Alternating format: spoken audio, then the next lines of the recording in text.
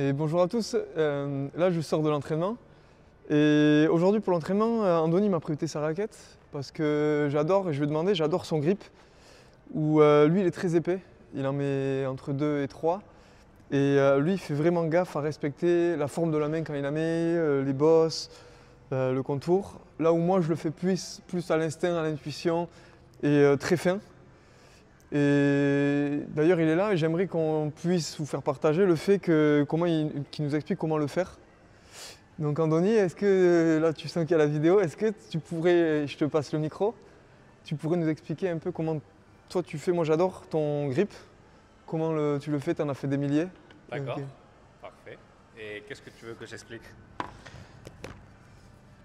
Quand tu le mets, combien t'en mets? Et surtout, expliquer comment tu respectes un peu la forme de la raquette, un peu tout ça. Tu veux qu'on Plus partage en ça détail. cette semaine? Ça peut être intéressant, je pense, à pas mal de personnes qui peuvent avoir tes tips à toi. Allez, vamos. Ouais. Celui-là, il te plaît? Moi, j'adore celui-là. À chaque fois, quand tu les fais, je te vole la raquette, tu le vois à chaque fois, mais parce que j'aime bien. Ça épouse ma main et c'est ça que j'aime bien. Donc, si je te apprends à faire un grip, tu vas arrêter de me voler la Oui, raquette. après, je te la ferai en plus, je te jure. D'accord, génial. Je crois que nous avons un bon accord alors. Tu vois? T'as des grips? Ouais. Attends, je te les Vas-y, passe. sors-les. Bon, première chose que moi je fais, c'est faire un petit nœud ici, parce que la corde, elle me dérange toujours. Ouais, sinon, pour le mettre, oui, c'est trop long. Ça, c'est plus facile à faire maintenant. Et après, bon, nous devons remarquer où est-ce que c'est le côté droit de la raquette, Ouais. où est-ce que c'est le côté gauche. Ça te va si on prépare ça? Allez.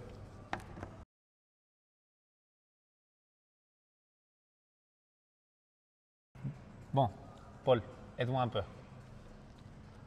De quel côté tu tapes du côté droit? Comment tu tiens ta raquette? Moi, je la tiens comme ça. D'accord. Bon, j'explique pour tout le monde. Je lui ai demandé comment est-ce qu'il tient sa raquette parce que les grips ont toujours des bosses qui ne sont pas symétriques. Et cela commence avec le premier grip original de la raquette. Évidemment, ils sont obligés de le coller quelque part et après de repasser dessus. Donc, cela fait que d'un côté, il y a deux passages et de l'autre côté, il y a un seul. Cela, ça fait une forme asymétrique et donc ce n'est pas pareil pour la main de tenir d'un côté ou de l'autre la raquette. Même si on ne se rend pas compte, la plupart des joueurs de paddle tiennent souvent la raquette du même côté. Donc Paul me dit qu'il tient de ce côté pour taper en coup droit. Donc c'est de ce côté, du côté dans lequel nous avons le coup droit, que nous allons commencer à coller le grip. Merci. Paul, dans ce cas-là, il va mettre deux grips pour épaissir. Donc, on va profiter du du premier grip, de celui qui est en dessous, pour donner un peu de forme à la raquette. Et après, avec le deuxième, on va l'épaissir un peu et c'est celui qu'on va changer à chaque fois pour bien tenir notre raquette. On colle le grip. Une fois collé, ce qu'on fait, c'est un premier tour pour bien accrocher le grip. Et après, on essaye de passer notre grip sans créer des bosses. Parce qu'à chaque fois qu'on passe le grip, on crée des petites bosses que nous allons venir les cacher. Je ne sais pas si ça se voit bien à la caméra. Là, on cache bien les bosses pour éviter de faire des formes qui après vont venir déranger notre main.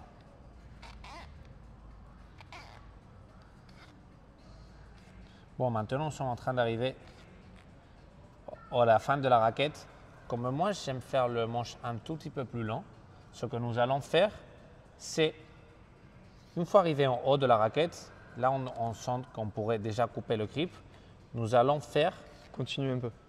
oui, deux petits passages de plus, bien serrés par contre, parce que sinon après nous allons avoir des problèmes. Et cela, même si ce n'est pas confortable pour la tenir ici, ça va nous permettre de, après avec le suivant grip, continuer d'augmenter un peu le grip et de le faire un peu plus long. Quand même, nous avons un peu de grip en trop. Cela, on va le casser. Tiens, je te passe l'autocollant. Merci. Tu vois. Oula. L'autocollant, un petit conseil, c'est de tirer un peu lorsqu'on le colle. Parce que parfois, ça ne colle pas très bien. Et si on ne met pas un peu de pression, on n'est pas sûr de bien le coller la première fois, après, c'est pas très agréable d'être en train de jouer un match et d'avoir l'autocollant qui part. Sinon, les raquettes souvent ont une petite gomme, un petit élastique pour bien tenir les autocollants. Et cela, ça peut aussi nous aider. Là, on le serre bien et il est déjà collé.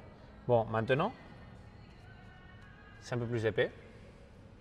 La forme, j'espère qu'elle te plaise. Très bien. Je le sens vraiment là, que la forme est respectée au départ de la raquette. Bon, maintenant on a fait un peu la forme avec un premier grip. Maintenant, ce que nous allons faire, c'est un deuxième grip. Nous allons essayer de respecter la même forme que nous avons déjà commencé à... Là, tu as déjà fait le chemin. Oui, nous avons fait le chemin, c'est ça. Merci pour l'aide. Et maintenant, ce qu'il faut faire, c'est à nouveau du même côté. On tient la raquette des deux côtés. Je vais bien vous montrer. Iñaki, rapproche-toi un peu s'il te plaît. Bon, vous voyez qu'ici, il y a une partie qui est plus épaisse, ce n'est pas symétrique des deux côtés. C'est parce que ça, c'est l'endroit où nous avons commencé à mettre tous nos autocollants, donc le premier passage de la raquette. Et par contre, de l'autre côté, il va y avoir beaucoup moins de bosses et ça va être une partie plus arrondie, plus confortable pour tenir avec notre main. C'est là qu'il faut tenir la raquette. Donc à nouveau, on trouve la zone où on met nos autocollants et on va commencer du même côté. Toujours pour faire la bosse plus prononcée du même côté. Même chose qu'avant, on tire un tout petit peu au début et on va essayer de ne pas faire des bosses avec ce grip non plus. Donc on passe, on arrondit un peu, un deuxième passage et ici on remarque une très grosse bosse. Nous allons essayer de venir la cacher avec ce deuxième grip. Comme ça, ça va nous faire un peu moins de forme. Même si le tour il est un peu moins joli, ce n'est pas grave. Ce qui est important, c'est que la raquette soit confortable à tenir. Et ça, on va réussir à le faire en enlevant au maximum les bosses, surtout en essayant de faire le minimum d'angle possible sur la raquette.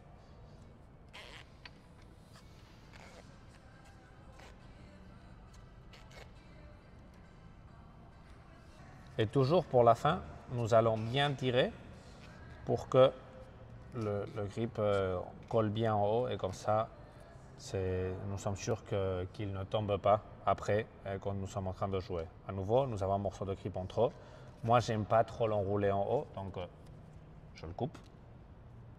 J'espère que toi, tu aimes bien aussi. Sinon, quand tu le feras, toi, tu le coupes pas. Tu me passes l'autocollant, s'il te plaît. Merci. Et la raquette de Paul est quasiment prête. S'il te plaît, elle est prête. Sinon, nous pouvons toujours la refaire, t'inquiète pas.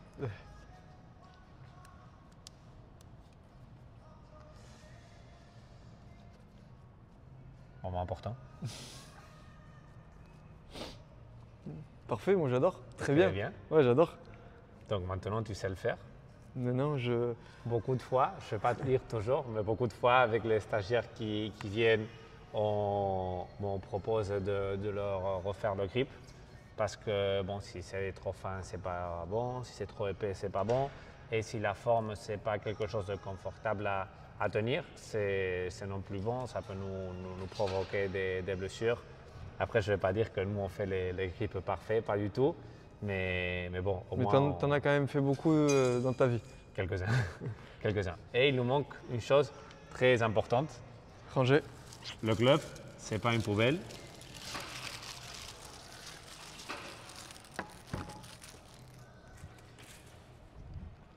Et allez, t'as fait tomber un truc. Nous allons ramasser ça.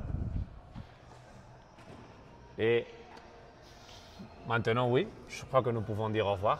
Ouais, merci. Et à la prochaine vidéo. Au revoir. Ciao.